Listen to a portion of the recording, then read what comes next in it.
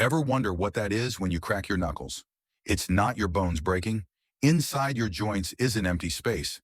It's filled with a thick liquid called synovial fluid, which acts like a lubricant for your bones. Now watch this.